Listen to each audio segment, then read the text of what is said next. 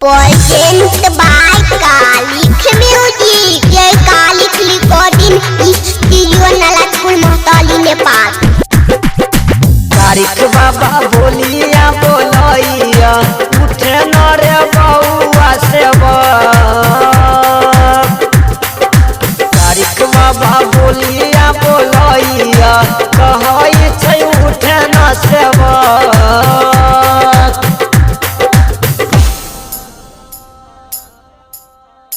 बोलिया बोलैया तारीख बाबा कहै छै उठे न सेवा कहीं न आयलौ दुलरुआ तोहरे दुआरिया रे डोली हमरो मरैया देखै छी न एको गोया छ बोलिया रे बोलैया तारीख बाबू कहै छै उठे न सेवा डोली तो हमरो मरैया देखै छी न एको गोया छ न बउआ सेवा कबार हमरो रे छड़िया के केना के करियो पूजनमा कहाँ से लइयै हो केना के हम हो तारीख बाबा बना दियो तोहर गहवा केना के हम हो तारीख बाबा बना दियो तोहर गहवा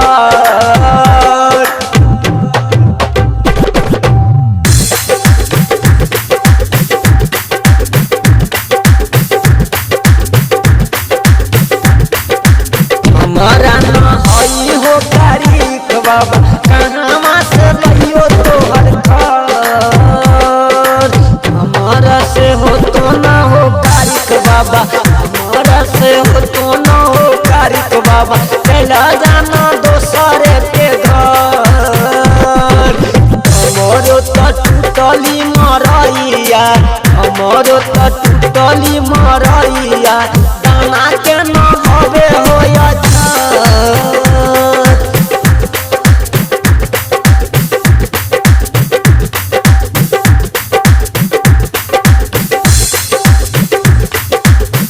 तोने जे बोलिया बोलैया काना कइल सेवा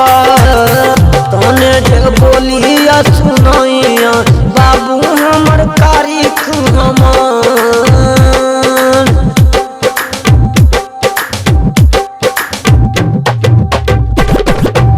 हमारा तो घरवा में होई न बाबा होता एको गोया छ केना के करियै हो तारीख बाबा बाबा तोहर हम बेहवा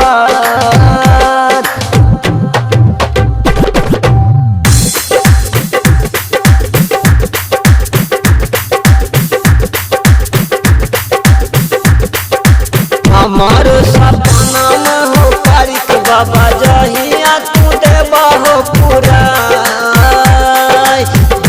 दुख मांगा के हो तारीख बाबा देबो तोहर गहबर बना कहै छो बाबा हो छबिलवा कहै छो बाबा हो छबिलवा राम दरे सबके दामंगा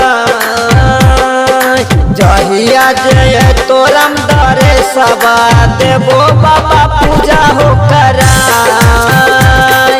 जहिया जय तोरम दरे सबा देबो बाबा पूजा हो कराय भले भूख दुख हम मंगबै भले हम भीख दुख मंगबै देबो तोहर पूजा हो कराय हमारो सपना में हो तारीख बाबा दहो न तू बाबा हो पूरा हमहु तक कहै छी छबिलवा